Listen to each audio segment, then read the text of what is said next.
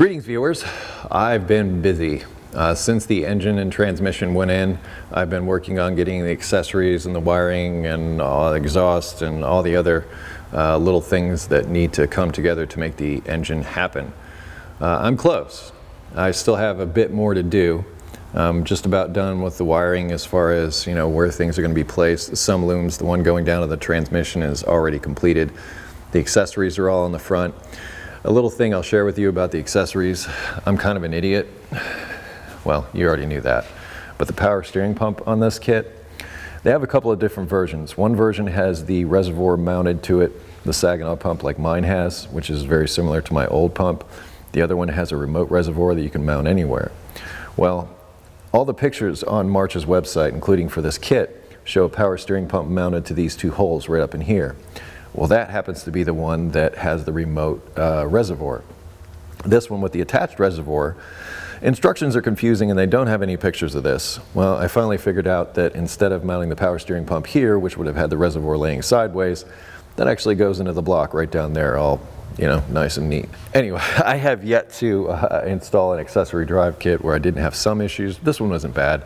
It looks fantastic. I also spent some time with the wiring up top for the alternator to make everything up here nice and pretty, and also the air conditioning is also wired up there. Everything that can be plugged in up here is plugged in until the throttle body goes in, but I'm not doing that because while I'm still working up here, this works really nice as something to keep dirt and junk out of the engine. I bolted up the torque converter, so I had to spin the engine around. So the way I overcame the, oh crap, my distributor's gonna be out of time stuff, was I put the distributor in during my rotation of the crankshaft so that I could get my torque converter bolts in. Worked great.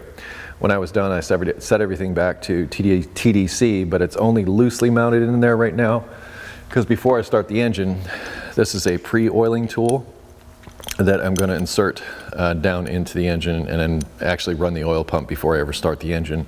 That way I can fill the engine with nice fresh oil before we start up for the first time, which is when a lot of the wear would occur. Battery cables, that took a little bit of doing, but those are done. I almost wish I would have shared that with you because I'm kind of proud of my lugs and everything that I made. You can see this one up here. So this gives you an idea of where I'm at as far as electrical stuff. These battery terminals are awesome. That you just pretty much run the cable in and run the screw down, and then you've got that sorted. The body ground over here kept stripping out the screw, so I had to drill a new hole for that, put a new bolt in and nail that down, but now we've got a nice clean ground.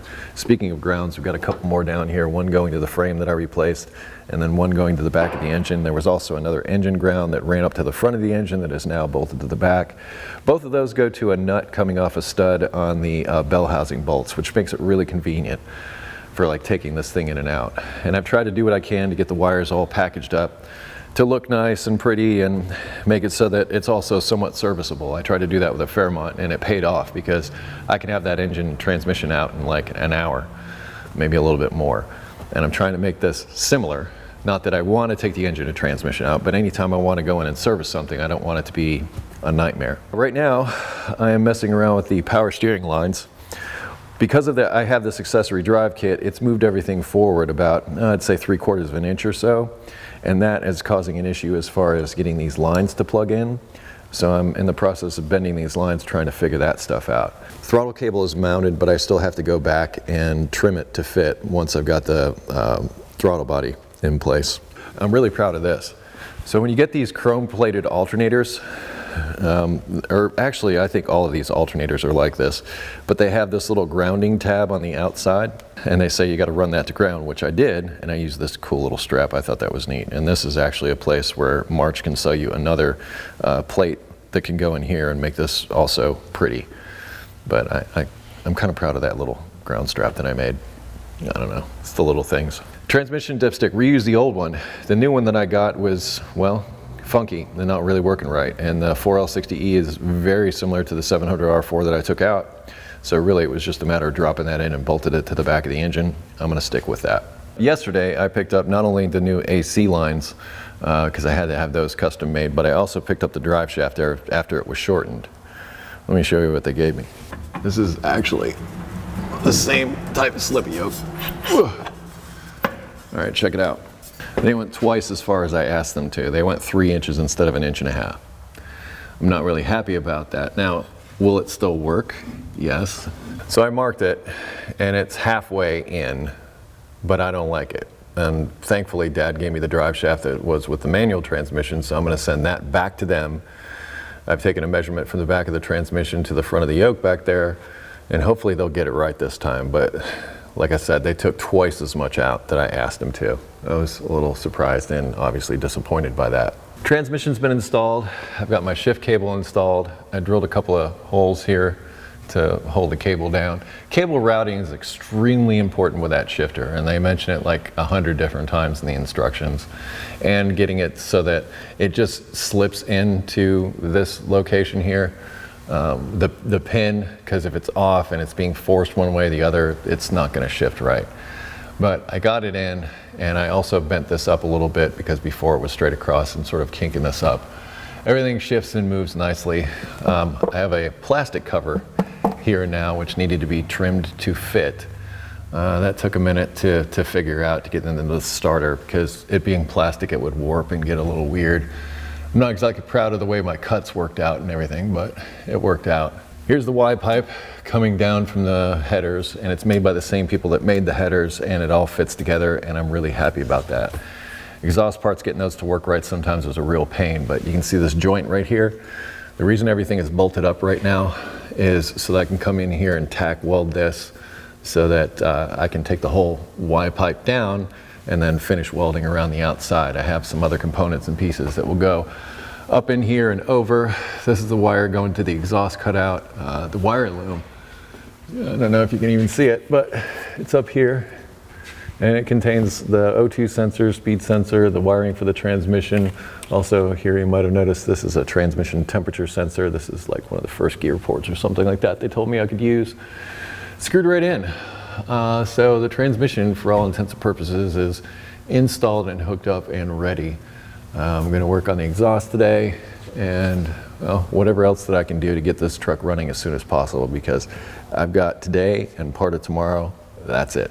As I mentioned earlier, I'm working on the power steering line. So low pressure line, that's easy. That's just got to loop around and go to a port like right under here. So I can get that guy in here just like that. So that's not a big deal. I'm probably shorten it up. But the real challenge, in fact, I think what I'm going to do with that is just put that on there now, because it's a real, I like to know where things are going to be when it's all said and done, so that I can get some idea of what I had to work with. So that's where that line is going to live. I need to make this guy loop around and come down into this hole. And I've gotten this far.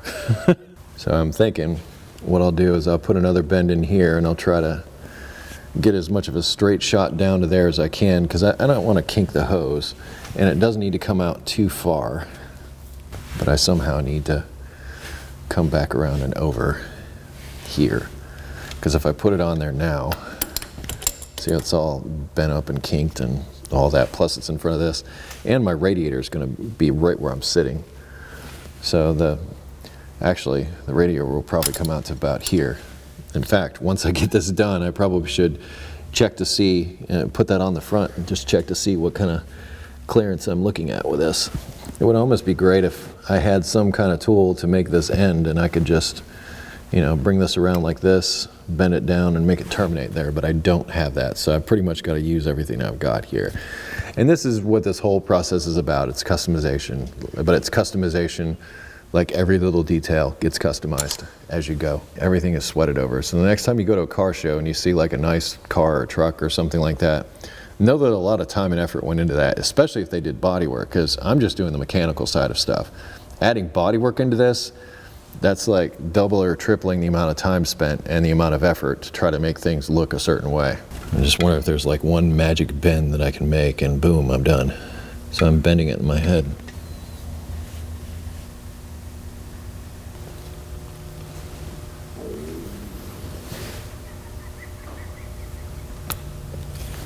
When the cameraman's ready for lunch,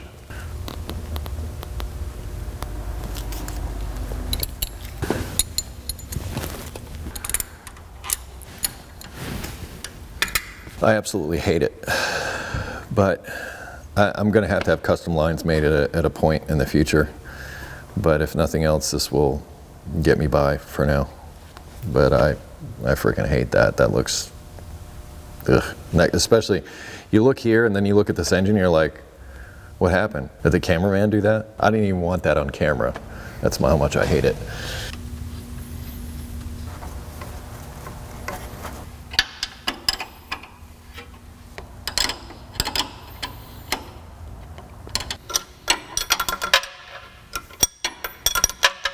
I know the drive shaft is not the correct length, but I can still use it.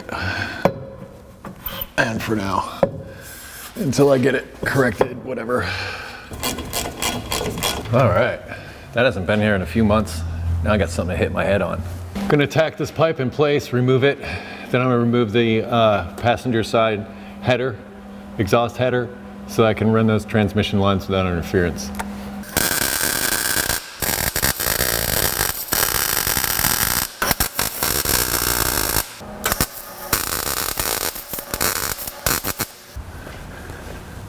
Just a heads up, these came with lock nuts that I have not installed. I actually went to the hardware store and got regular nuts and put it up on there so I wouldn't have to put these on and off and destroy the bolt. So I have two sets here. One set for testing and another for reals.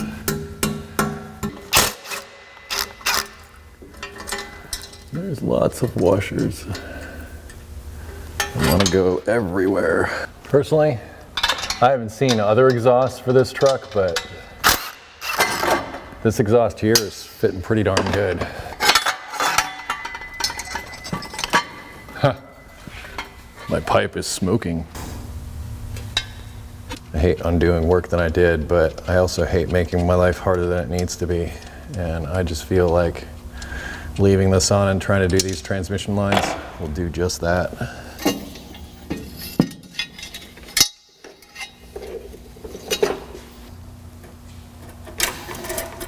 I'm removing my cables because they're in the way. Transmission lines got to get laid down first.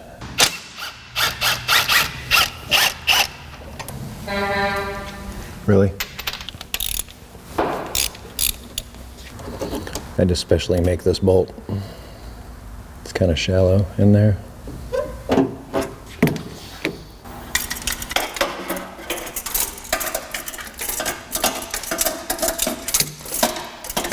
Let's get these connected up back there and then we'll go. You don't fit. Like you're supposed to go in here and you're not anywhere near there. So figure it out.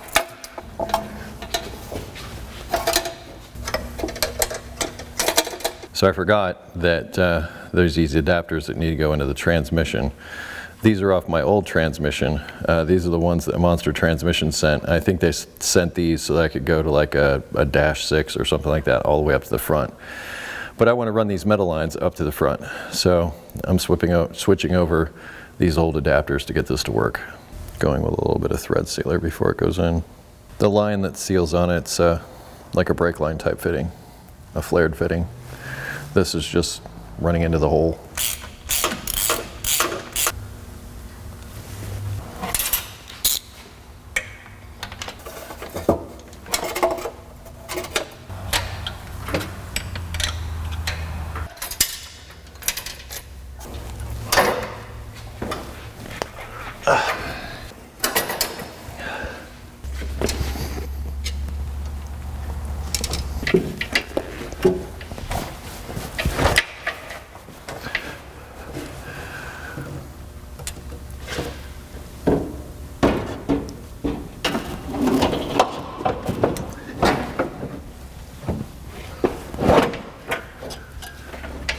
Power steering lines are good. I wear the gloves because grabbing the inside of this metal, I find it's kind of cutty.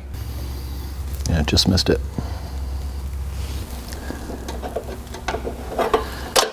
This has got to go straight some way, somehow.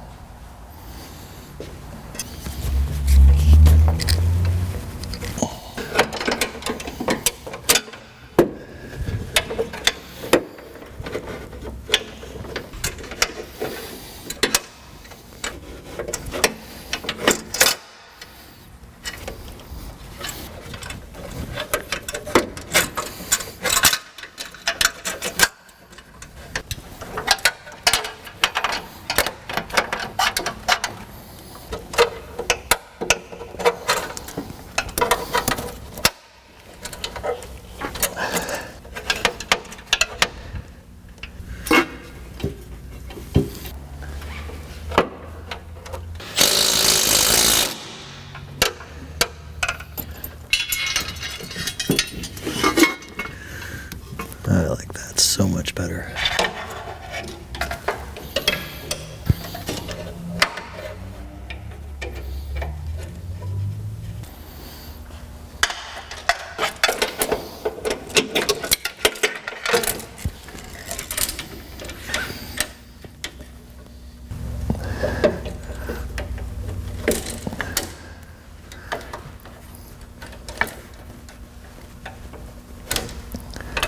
I'm going to cut you up here just in case.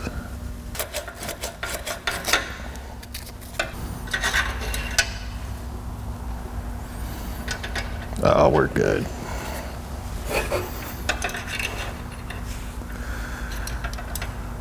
This thing better compress, because I like measured these and everything. Although if I tighten this down now, I'm gonna have trouble cutting the other one.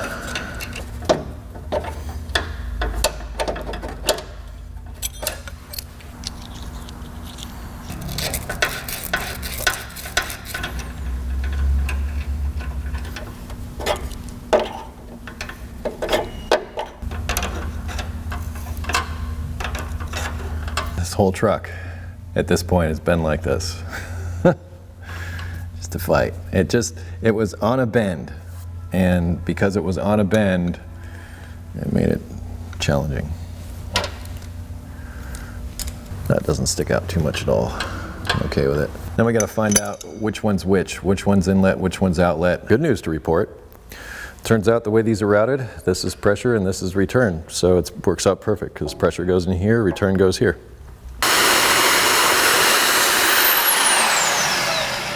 Wanted to cut off the yucky.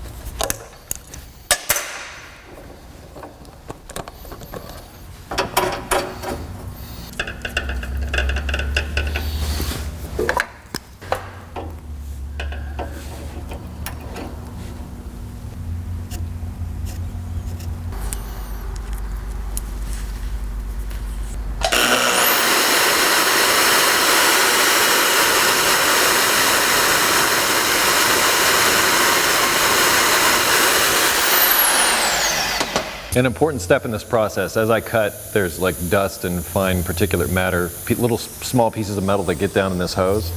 I blow these out before I use them, before I do the last part of it. It's also probably not a bad idea to wash it out with like brake cleaner or something.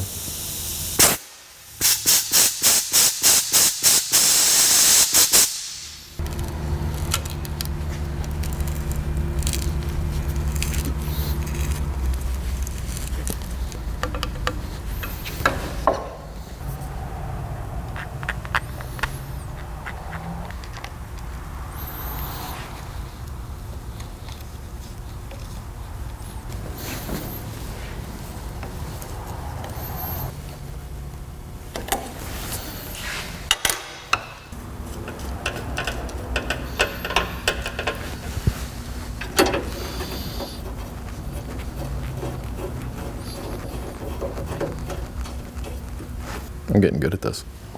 Actually, I should shut up until I'm done. Forget I said that. I suck at this.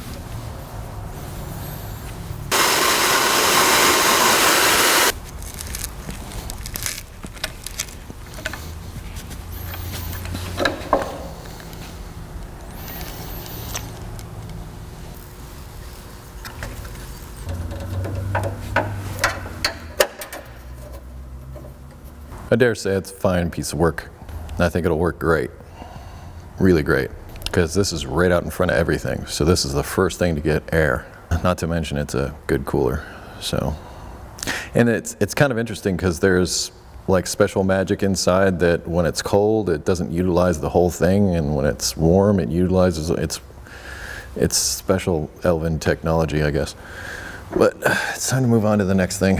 We can only take a picture and move on to the next one. It's the only way it's going to get done.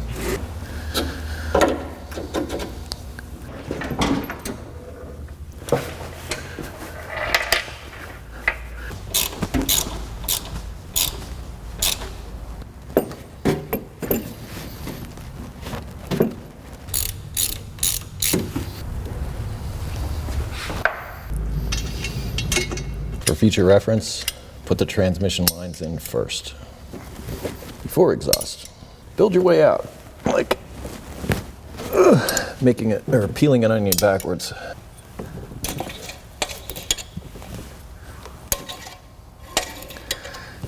Wouldn't believe how long I had to mess with that to get that to do that. Are you making more hoses? I am making the fuel lines that, well, connect the fuel tank to the engine. We just need to make two. We need a pressure and a return. This, if all goes to plan, will be the pressure. Under or over the wiring harness.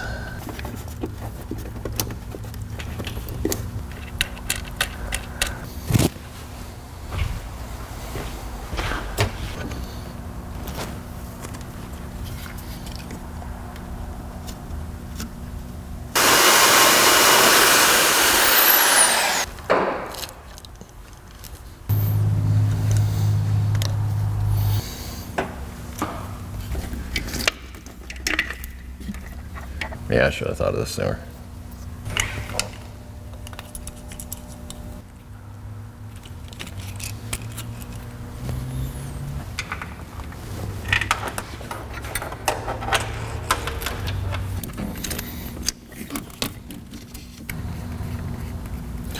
By the way, the fuel pressure sensor goes on the feed side according to the instructions.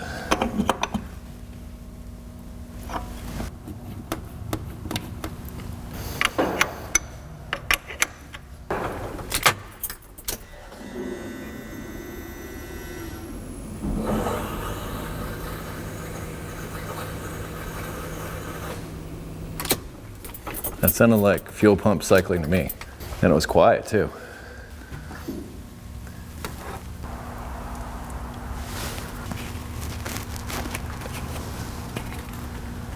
Not a drop. One more time for luck.